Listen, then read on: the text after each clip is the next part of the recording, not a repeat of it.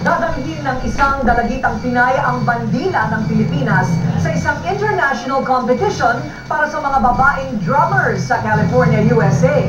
Nagpapatulong si Gigi Grande. Araw-araw umaalingaw ang musika sa pamamahay ng mga titaw sa Davao City. Ang 14 anyos na si Febrien ang drummer. Ang kanyang dalawang kapatid naman sa bass at lead guitar. Tila tinadhana na maging musikero ang tatlo.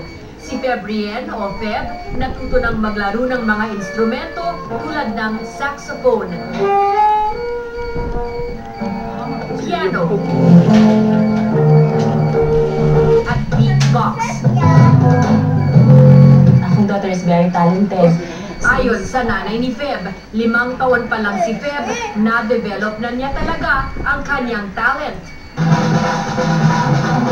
Pero mas hilig ni Feb ang drums, kaya todo ensayo siya ngayon, lalo na sa papalapit na kompetisyon sa California na Hit Like a Girl 2012.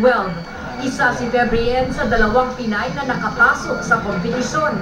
Makakalaban ni Feb ang mga babaeng drummers mula sa iba't ibang panig ng mundo. Happy pati proud po. Kasi dalawa lang kami Pinay na pasok. Wala masyado nag-play ng girls na drums. Umaasa si Feb na susuportahan siya ng mga kapwa Pinoy sa pamamagitan ng pagboto sa www.hitlikeagirl2012.com. Kilalanin din ang mananalo sa Hit Like a Girl 2012 ngayong linggo sa naturang website. Gigi Grande, Patrol ng Pilipino.